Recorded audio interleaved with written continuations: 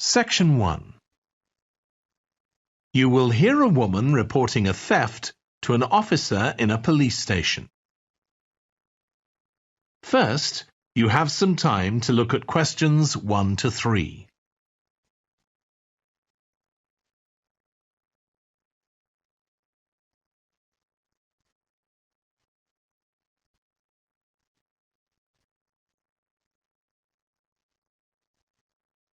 You will see that there is an example that has been done for you. On this occasion only, the conversation relating to this will be played first. Good morning. What can I do for you? I want to report a theft. I had some things stolen out of my bag yesterday. I'm sorry to hear that. Right, so I'll need to take a few details. Can I start with your name? Louise Taylor. The woman's name is Louise Taylor. So Taylor has been written in the space. Now we shall begin. You should answer the questions as you listen because you will not hear the recording a second time. Listen carefully and answer questions 1 to 3. Good morning. What can I do for you? I want to report a theft. I had some things stolen out of my bag yesterday. I'm sorry to hear that. Right, so I'll need to take a few details. Can I start with your name? Louise Taylor. Okay, thank you. And are you resident in the UK? No, I'm actually Canadian, though my mother was British. And your date of birth? December 14th, 1977. So you're just visiting this country? That's right. I come over most summers on business. I'm an interior designer, and I come over to buy old furniture, antiques, you know? There are some really lovely things around here, but you need to get out to the small towns. I've had a really good trip this year, until this happened. Okay. So you've been here quite a while? Yes, I'm here for 2 months. I go back next week. So, may I ask where you're staying now? Well, at present, I've got a place at Park Apartments. That's on King Street. I was staying at the Riverside Apartments on the same street, but the apartment there was only available for 6 weeks, so I had to find another one. Okay. And the apartment number? 15. Right. Before you hear the rest of the conversation, you have some time to look at questions 4 to 10.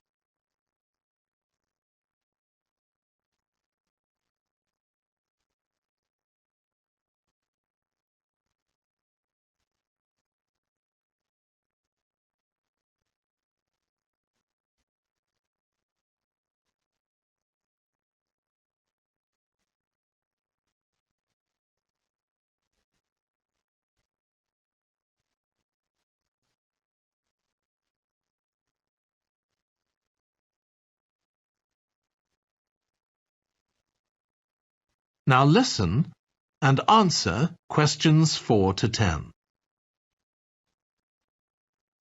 Now, I need to take some details of the theft. So, you said you had some things stolen out of your bag? That's right. And were you actually carrying the bag when the theft took place? Yes, I really can't understand it. I had my backpack on, and I went into a supermarket to buy a few things, and when I opened it up, my wallet wasn't there. And what did your wallet have in it? Well, fortunately, I don't keep my credit cards in that wallet. I keep them with my passport in an inside compartment in my backpack, but there was quite a bit of cash there, about £250 sterling, I should think. I withdrew £300 from my account yesterday, but I did a bit of shopping, so I must have already spent about £50 of that. Okay. At first I thought, oh, I must have left the wallet back in the apartment. But then I realized my phone had gone as well. It was only a week old, and that's when I realized I'd been robbed. Anyway, at least they didn't take the keys to my rental car. Yes. So you say the theft occurred yesterday. Yes. So that was September the 10th? And do you have any idea at all of where or when the things might possibly have been stolen? Well, at first I couldn't believe it because the bag had been on my back ever since I left the apartment after lunch. It's just a small backpack, but I generally use it when I'm traveling because it seems safer than a handbag. Anyway, I met up with a friend, and we spent a couple of hours in the museum. But I do remember that as we were leaving there, at about 4 o'clock, a group of young boys ran up to us, and they were really crowding round us, and they were asking us what time it was. Then, all of a sudden, they ran off. Can you remember anything about them? The one who did most of the talking was wearing a T-shirt with a picture of something. Let's see. A tiger. Right. Any idea of how old he might have been? Around 12 years old? And can you remember anything else about his appearance? Not much. He was quite thin. Color of hair? I do remember that. He was blonde. All the others were dark-haired. And any details of the others? Not really. They came and went so quickly. Right. So what I'm going to do now is give you a crime reference number so you can contact your insurance company. So this is 10 digits. 87954 82361. Thank you. So, should I contact... That is the end of section 1. You now have half a minute to check your answers.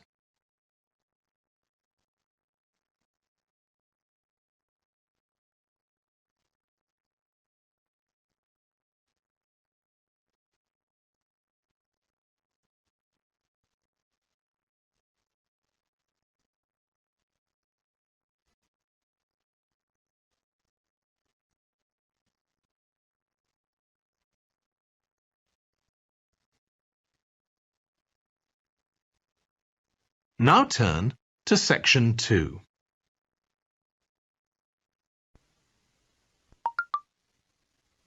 Section 2.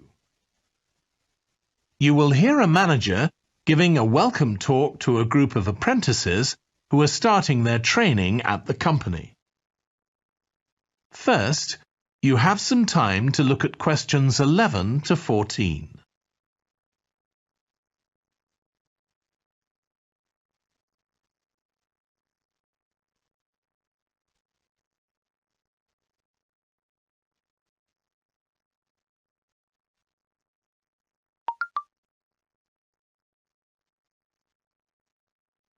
Now listen carefully and answer questions 11 to 14. Good morning, everyone. My name's Janet Parker, and I'm the Human Resources Manager. We're very happy to welcome you to your new apprenticeship. I hope that the next 6 months will be a positive and enjoyable experience for you. I'd like to start with some general advice about being an apprentice. Most of you have very little or no experience of working for a big organisation, and the first week or so may be quite challenging. There will be a lot of new information to take in, but don't worry too much about trying to remember everything. The important thing is to check with someone if you're not sure what to do. You'll find your supervisor is very approachable and won't mind explaining things or helping you out. You're here to learn, so make the most of that opportunity. You'll be spending time in different departments during your first week, so make an effort to talk to as many people as possible about their work. You'll make some new friends and find out lots of useful information. As well as having a supervisor, you'll each be assigned a mentor. This person will be someone who's recently completed an apprenticeship, and you'll meet with them on a weekly basis. Their role is to provide help and support throughout your apprenticeship. Of course, this doesn't mean they'll actually do any of your work for you. Instead, they'll be asking you about what goals you've achieved so far, as well as helping you to identify any areas for improvement. You can also discuss your more long-term ambitions with them as well. Before you hear the rest of the talk, you have some time to look at questions 15 to 20.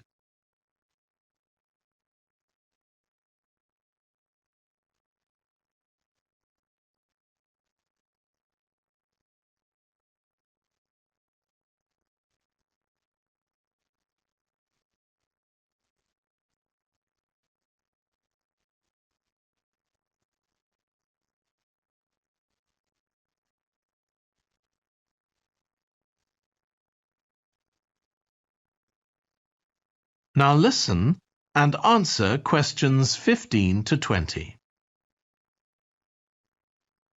Now, I just want to run through a few company policies for our apprenticeship scheme with you.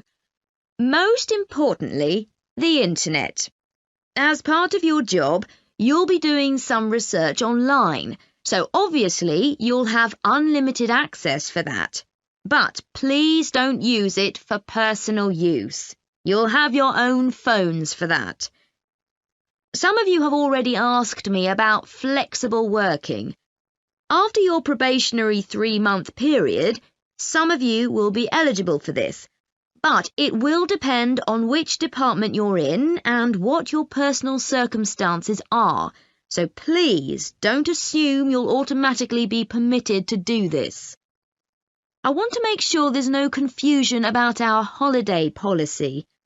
Apart from any statutory public holidays, we ask that you don't book any holidays until after your 6-month apprenticeship has finished.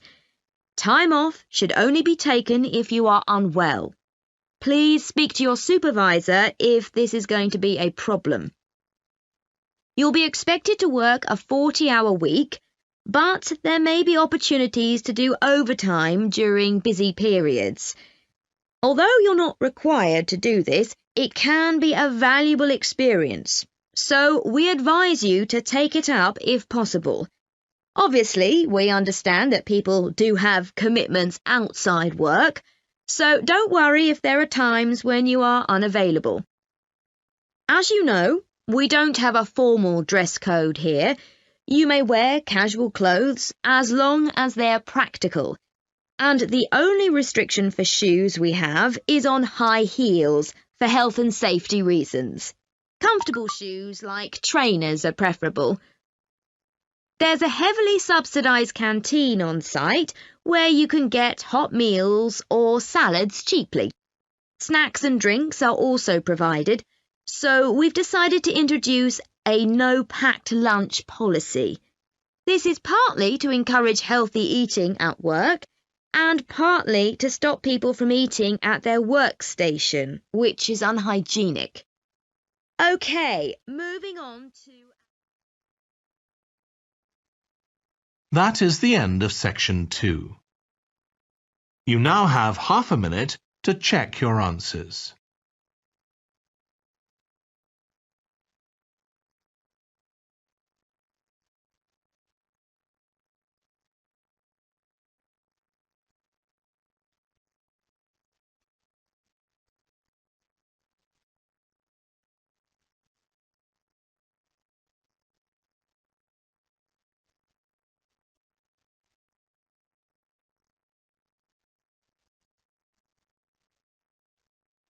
Now turn to section 3.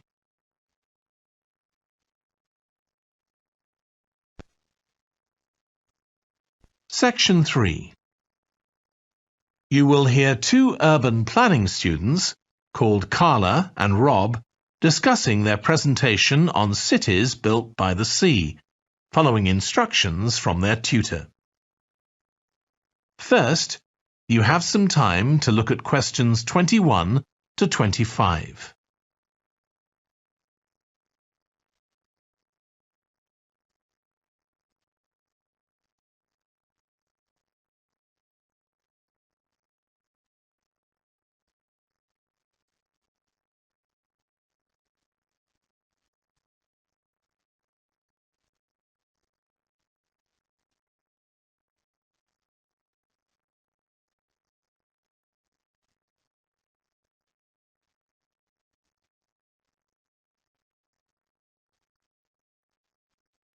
Now listen carefully and answer questions 21 to 25. OK, so what I'd like you to do now is to talk to your partner about your presentations on urban planning. You should have done most of the reading now, so I'd like you to share your ideas and talk about the structure of your presentation and what you need to do next. OK, Rob, I'm glad we chose quite a specific topic, cities built next to the sea. It made it much easier to find relevant information. Yeah, and cities are growing so quickly. I mean, we know that more than half the world's population lives in cities now. Yeah, though that's all cities, not just ones on the coast. But most of the biggest cities are actually built by the sea. I'd not realised that before. Nor me. And what's more, a lot of them are built at places where rivers come out into the sea, but apparently this can be a problem. Why? Well, as the city expands, agriculture and industry tend to spread further inland along the rivers, and so agriculture moves even further inland up the river. That's not necessarily a problem, except it means more and more pollutants are discharged into the rivers. So these are brought downstream to the cities? Right. Did you read that article about Miami on the east coast of the USA? No. Well, apparently back in the 1950s, they built channels to drain away the water in case of flooding. Sounds sensible. Yeah, they spent quite a lot of money on them, but what they didn't take into account was global warming. So they built the drainage channels too close to sea level, and now sea levels are rising, they're more or less useless. If there's a lot of rain, the water can't run away. There's nowhere for it to go. The whole design was faulty. So what are the authorities doing about it now? I don't know. I did read that they're aiming to stop disposing of wastewater into the ocean over the next 10 years. But that won't help with flood prevention now, will it? No, really, they just need to find the money for something to replace the drainage channels in order to protect against flooding now. But in the long term, they need to consider the whole ecosystem. Right. Really, though, coastal cities can't deal with their problems on their own, can they? I mean, they've got to start acting together at an international level instead of just doing their own thing. Absolutely. The thing is, everyone knows what the problems are, and environmentalists have a pretty good idea of what we should be doing about them, so they should be able to work together to some extent. But it's going to be a long time before countries come to a decision on what principles they're prepared to abide by. Yeah, if they ever do. Before you hear the rest of the discussion, you have some time to look at questions 26 to 30.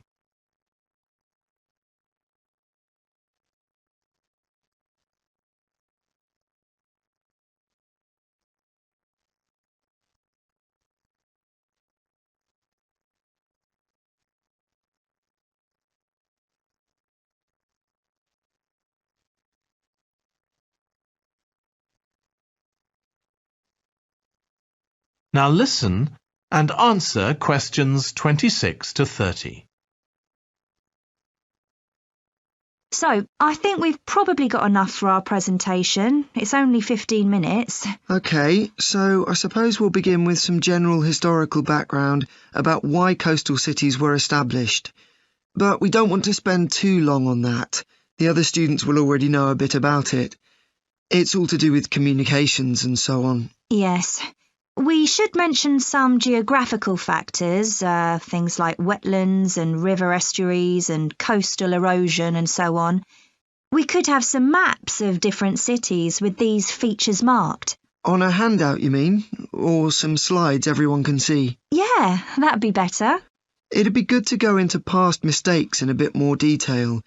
Did you read that case study of the problems there were in New Orleans with flooding a few years ago? Yes, we could use that as the basis for that part of the talk. I don't think the other students will have read it, but they'll remember hearing about the flooding at the time. OK. So that's probably enough background. So then we'll go on to talk about what action's been taken to deal with the problems of coastal cities. OK. What else do we need to talk about? Maybe something on future risks, looking more at the long term if populations continue to grow? Yeah, we'll need to do a bit of work there. I haven't got much information, have you? No, we'll need to look at some websites. Shouldn't take too long. OK. And I think we should end by talking about international implications. Maybe we could ask people in the audience. We've got people from quite a lot of different places. That'd be interesting if we have time, yes. So now, shall we go on?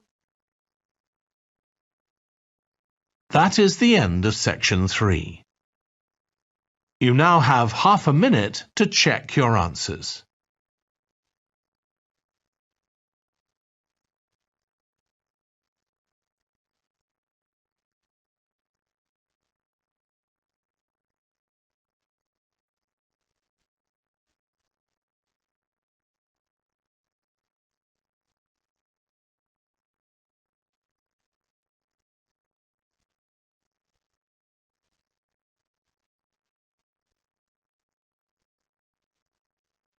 Now turn to section 4.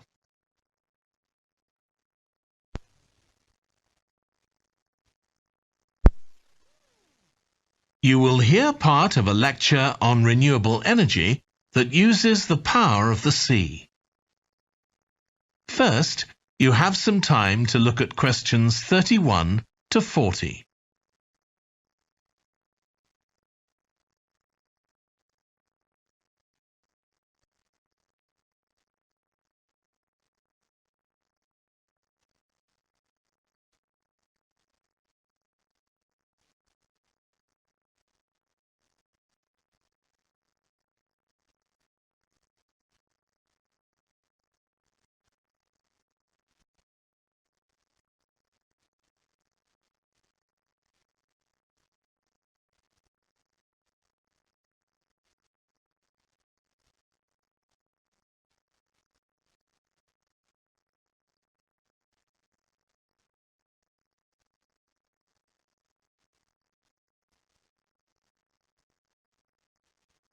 Now listen carefully and answer questions 31 to 40.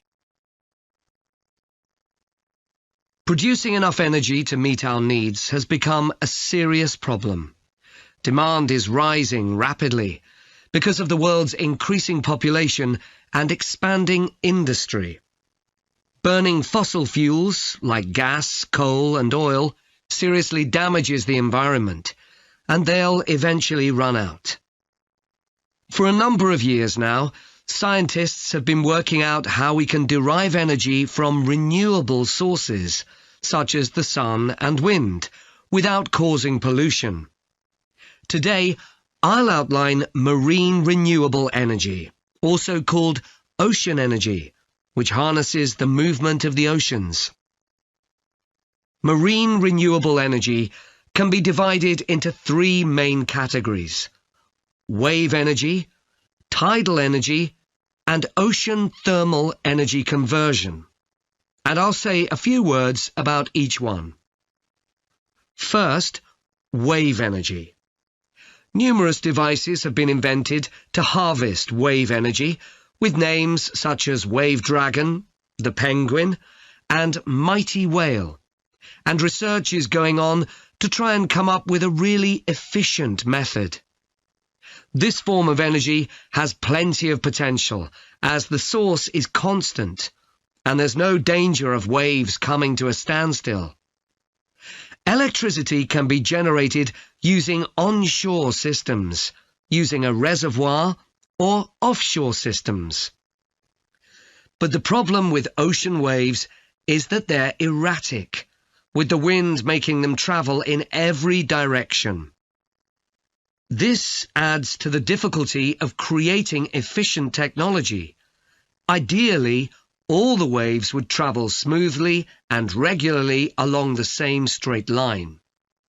Another drawback is that sand and other sediment on the ocean floor might be stopped from flowing normally, which can lead to environmental problems.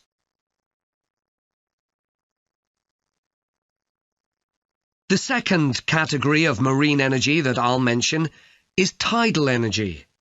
One major advantage of using the tide, rather than waves, as a source of energy, is that it's predictable. We know the exact times of high and low tides for years to come. For tidal energy to be effective, the difference between high and low tides needs to be at least 5 meters. And this occurs naturally in only about 40 places on Earth. But the right conditions can be created by constructing a tidal lagoon, an area of seawater separated from the sea.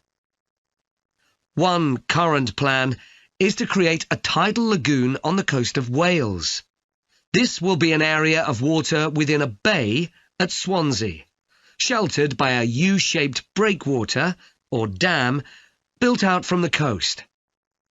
The breakwater will contain 16 hydro turbines, and as the tide rises, water rushes through the breakwater, activating the turbines, which turn a generator to produce electricity. Then, for 3 hours as the tide goes out, the water is held back within the breakwater, increasing the difference in water level until it's several meters higher within the lagoon than in the open sea. Then, in order to release the stored water, gates in the breakwater are opened. It pours powerfully out of the lagoon, driving the turbines in the breakwater in the opposite direction and again generating thousands of megawatts of electricity. As there are 2 high tides a day, this lagoon scheme would generate electricity 4 times a day, every day, for a total of around 14 hours in every 24, and enough electricity for over 150,000 homes. This system has quite a lot in its favour. Unlike solar and wind energy, it doesn't depend on the weather. The turbines are operated without the need for fuel, so it doesn't create any greenhouse gas emissions, and very little maintenance is needed. It's estimated that electricity generated in this way will be relatively cheap, and that manufacturing the components would create more than 2,000 jobs, a big boost to the local economy. On the other hand, there are fears that lagoons might harm both fish and birds, for example by disturbing migration patterns and causing a build-up of silt, affecting local ecosystems. There are other forms of tidal energy, but I'll go on to the third category of marine energy, ocean thermal energy conversion. This depends on there being a big difference in temperature between surface water and the water a couple of kilometres below the surface, and this occurs in tropical coastal areas. The idea is to bring cold water up to the surface using a submerged pipe. The concept dates back to 1881, when... That is the end of section 4. You now have half a minute to check your answers.